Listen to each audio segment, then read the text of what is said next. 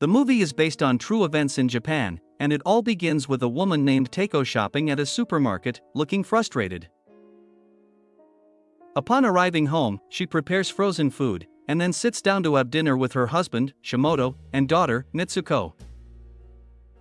The silent family dinner is suddenly interrupted when Mitsuko gets a call from her boyfriend, who has appeared outside, so she rudely rushes out of the house, while her parents are too timid to say anything. After dinner, Shimoto tries to be intimate with his wife, but she gently refuses, saying Mitsuko could return at any second. Upset and overwhelmed, he throws up all the food in the bathroom. Not long after, Shimoto receives a distressing call about his daughter, after which he and his wife hurriedly head outside. They soon arrive at a supermarket, where the manager is seen harshly scolding Mitsuko, who was caught shoplifting. Shimoto nervously apologizes to the manager, and begs him not to call the police, but the latter refuses, as this isn't the first time she has done this. Amid the tense discussion, a rich man named Murata arrives to calm the situation, and it turns out he was the one who caught the girl red-handed. He tries to steer the conversation toward a massive piraruca fish he got, which impresses the manager. Here Murata is intrigued to learn that Shimoto also owns a tropical fish store like him, so he invites the family to his shop. He also persuades the manager to forgive Mitsuko this time, firmly assuring him that she won't do it again. Upon their arrival to Murata's store, the family is stunned by the luxurious store, and Shimoto admits that his own business is nothing compared to this. Shortly after, a beautiful woman approaches them, and Murata introduces her as his wife, Aiko. Afterward, Murata entertains Mitsuko and Teiko and makes them laugh, which surprises Shimoto. It turns out that Teiko is actually Mitsuko's stepmother, and they usually don't get along. He recalls a flashback in which Mitsuko is brutally beating up a helpless Teiko for trying to replace her dead mother. Afterward, Murata suggests that Mitsuko work at his store, as there are 6 other female employees, who live in a dormitory that comes with the job. The family seems pleased by the idea, and the old man eagerly insists on seeing Shimoto's store as well. After that, they all head to Shimoto's store, which is much smaller, but Murata comments that the fish look incredibly lively here. The next morning, it's Mitsuko's first day at work, and her parents also accompany her. After introducing Mitsuko to the other employees, Aiko sends Shimoto home, but asks his wife to stay for a while to discuss something important. Later, Teiko is in Murata's office, where she thanks him for everything he has done for her daughter. They chat casually at first, but soon, the old man brings up the tension between Mitsuko and Teiko. Teiko worries it is her fault for Mitsuko's shoplifting, but Murata states that it is Shimoto's fault for not disciplining his daughter. And then, in a shocking turn, the rich old man touches her inappropriately and demands she undress. And when she resists, he begins slapping her repeatedly. The bizarre part is that Teiko appears to enjoy it, and the tension between them explodes as they become intimate right there. Upon returning home, Teiko seems in an unusually cheerful mood. She then tells her husband that Murata had proposed a business partnership, which they must accept. Shimoto is hesitant, as they only met Murata yesterday, but she reminds him of what he did for their daughter. She argues that this opportunity can make their family wealthy very soon, and after much insistence, he reluctantly agrees.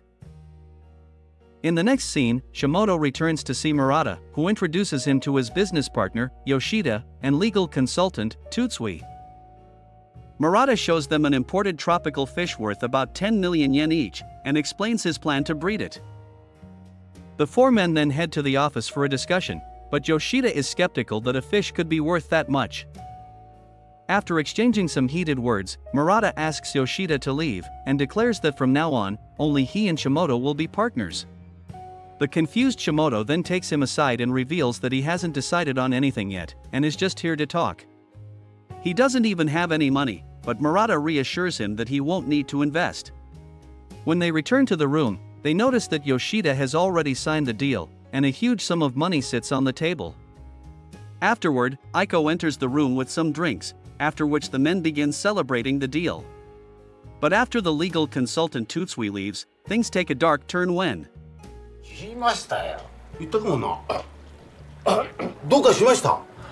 すみません、村田さん。水もらえますか？ Yoshida suddenly feels a sharp pain in his throat. Worried, Shimoto quickly offers him some water, but Murata suddenly tells him not to help. Shimoto is paralyzed with horror when Yoshida collapses lifelessly in front of him. Here Murata reveals that he was annoyed that Yoshida was taking too long to make a decision, and warns Shimoto that the same fate will befall him if he ever defies him. He further boasts that Yoshida was his 58th victim, and he has never been caught because he's a perfectionist. Afterward, Murata and Aiko hand Shimoto a pair of gloves, and force him to help them. They cover the body with a blanket, and carry it to the trunk of their car. Up next, a shaken Shimoto is forced to drive for the deranged couple, and they soon arrive at an old cabin in the mountains. The three carefully take the body inside, and place it in a bathtub. Here, Murata orders the traumatized Shimoto to stay in another room, and threatens to harm his family if he tries to escape. The couple then begins dismembering the dead body, while a terrified Shimoto is shaking with fear. Later, when Murata summons him to the bathroom, Shimoto is horrified to see the floor covered in scattered chunks of flesh. He feels like throwing up, while Murata hands him the dead man's expensive watch, and orders him to make coffee for them. After cleaning up the mess, Murata opens up to Shimoto, and reveals that the cabin once belonged to his father. When he was a child, his father locked him here and did horrible things to him, leaving him deeply traumatized. The next morning, Shimoto is forced to burn the bones in a barrel, until they turn to ashes. After that, Murata takes him to a bridge deep in the forest, where the old man throws the pieces of flesh into the river, and scatters the powdered bones. Shimoto is shaken by the whole ordeal, but Murata calmly assures him that the body is now invisible, and no one will ever find out what happened.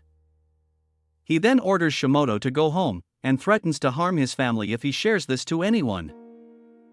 Upon returning home, Shimoto apologizes to his wife, saying he was out drinking with Murata all night, and expresses how much he loves her. He tries to act normal, but the horrors of the night weigh heavily on him, and he struggles to keep his composure. The next day, Shimoto returns to see Murata, who is with Tutsui and a young man. He asks to take his daughter home, but Murata and his wife insist that she's better off staying here. Just then, Aiko receives a call from Yoshida's brother, who is furious that Yoshida has gone missing. He threatens to come to their store, but she simply hangs up. Murata then comments that Yoshida has become invisible, during which we realize that Tutsui is also aware of his crimes. Afterward, Shimoto approaches his daughter and tries to convince her to come home, but she angrily responds that she doesn't want to live with her whore stepmom. Aiko separates them, and tells Shimoto they've a bigger problem, because Yoshida's family is coming tomorrow. Afterward, Murata and his wife begin teaching Shimoto exactly what to say when Yoshida's family arrives. The poor man reluctantly complies, and they make him practice his speech again and again. Later, while Shimoto leaves for home, Tutsui offers to give him a ride, and introduces the young man as his driver. But before they can leave, Aiko suddenly joins them, claiming she has some sweets to give to Shimoto's wife. On the way, Tutsui suddenly tells Shimoto that he's tired of Murata, and plans to kill him, so when the day comes, he will need his help. A stunned Shimoto thinks it's a trap, but Tutsui assures him it isn't, and begins inappropriately touching Aiko, revealing they're having an affair.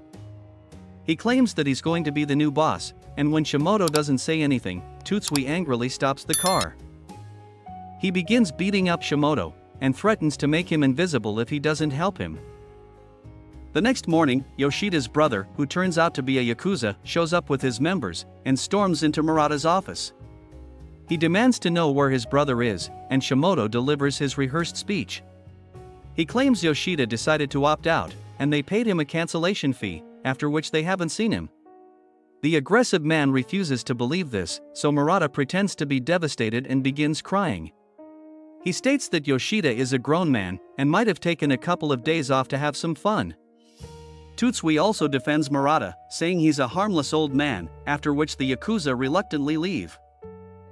Later, while Shimoto is heading home, a detective approaches him to question him about Yoshida, but the terrified man denies any knowledge of him. The detective then shows him a picture of a man, and reveals that he used to work for Murata, and has now disappeared along with his wife and kid. He claims that around 30 people have already vanished around him, and hopes Shimoto won't be next. Before leaving, the detective hands him his card, asking him to contact him if he decides to cooperate. Meanwhile, Tutsui and Aiko arrive at his home, where they begin getting intimate, while the driver watches them with excitement. On the other hand, Shimoto gets a call from Murata, who accuses him of hiding something, and angrily asks him to come to his office. Upon his arrival, Shimoto finds Murata extremely angry, as it turns out he has discovered Aiko's affair with Tutsui. He asks the terrified Shimoto to take him to Tutsui's place. When they arrive, Shimoto notices Tutsui lying in bed after being poisoned, and realizes the entire situation was orchestrated by the deranged couple. Both pretend to be devastated, and Aiko claims she has called an ambulance. But the driver notices that Tutsui is already dead, and realizes that Aiko never called the ambulance. He then panics and tries to call for help. But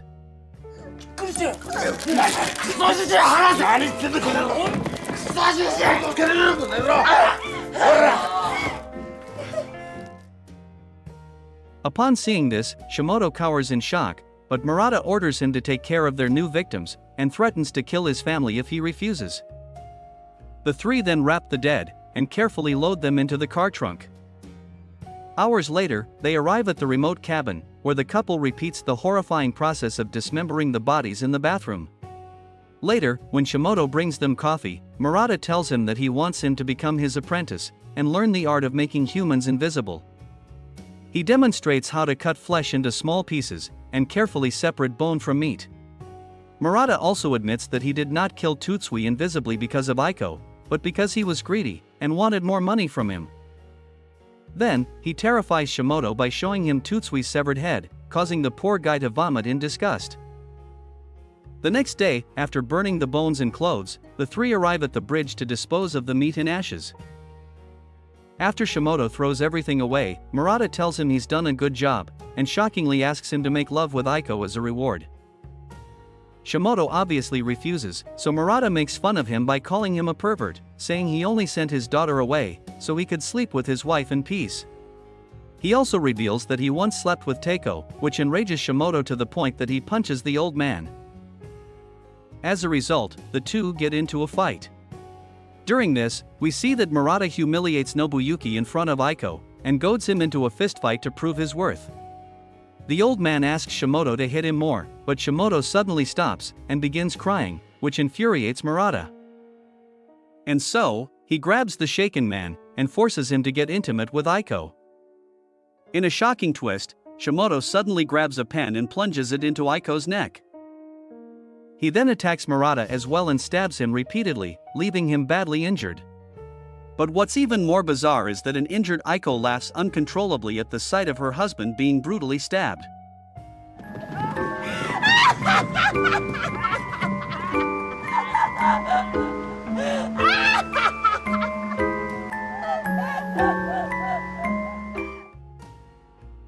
Later, Shimoto drives the car to a cabin, while an injured Murata is hallucinating his father abusing him as a child. The two then bring the old man inside, where Shimoto hands Aiko a knife, and asks her to finish him off. But the psycho woman instead grabs a TV, and brutally smashes his head until he finally dies. Afterward, Shimoto gives Aiko the task of making him invisible like the others, and she agrees without hesitation. He then declares that he is the new Murata now, and that she's his woman before kissing her. In the next scene, Shimoto arrives at Murata's store, and tells her daughter to come home with him. When she refuses, the stricter man now starts hitting her over and over, then forcefully drags her away. Upon reaching home, the family is having a meal, right when Mitsuko gets a call from her boyfriend and decides to leave. But this time, Shimoto slaps her several times to stop her, but she runs outside toward her boyfriend anyway. However, the madman shockingly knocks her unconscious, before knocking out her boyfriend as well. He then carries his daughter to the house, and throws her into the living room. Afterward, Shimoto confronts his wife, and tells her he knows she slept with Murata. He then attacks her, and finally forces her to admit that she's unhappy with him, and that their marriage was a big mistake. An enraged Shimoto begins to assault her, right when his daughter wakes up, and asks him what he's doing, but he knocks her out again before resuming to assault his wife. Next, he leaves the two unconscious women, and heads to the cabin in the mountains. On the way, he informs the detective that Aiko is dismembering her husband's body, and even gives the address. Not long after, Shimoto returns to the cabin and finds Aiko in the bathroom. She excitedly tells him she's halfway done and then begins to kiss him. Aiko starts to pleasure him when, all of a sudden, Shimoto strikes her in the head. The injured Aiko complains about the pain, but still wants to make love to him, which leads to a brutal struggle between them. After an intense fight, she somehow manages to pin him down, but then Shimoto grabs a knife and brutally stabs her. Finally defeated, Aiko drags herself to the bathroom and begins caressing her husband's half-dismembered body before taking her last breath. Not long after, the detectives finally arrive at the cabin and find a bloodied Shimoto, who directs them inside. He then notices that his wife and daughter have also arrived with the officers. Meanwhile, the detectives are confronted with the lifeless bodies of the couple, with organs spilled across the room, horrifying them to their core. Outside, Teiko rushes to her husband to hug him, but he suddenly drives a knife into her gut, killing her instantly. Upon seeing this, Mitsuko is horrified, and Shimoto tells her that she will finally get her wish of living on her own and taking care of herself. He then attacks her and makes a small cut. Mitsuko cries out, saying it's painful, but Shimoto angrily says, "Life is pain," before slitting his own throat and bleeding to death. The sight stuns Mitsuko, but she shockingly begins rejoicing over her father's death, and kicks the corpse as the movie comes to a bizarre end. Thus, we reach the end of this movie. Thanks for watching. If you like the movie, support us. Don't forget to subscribe for more movie recaps. See you in the next movie. Goodbye.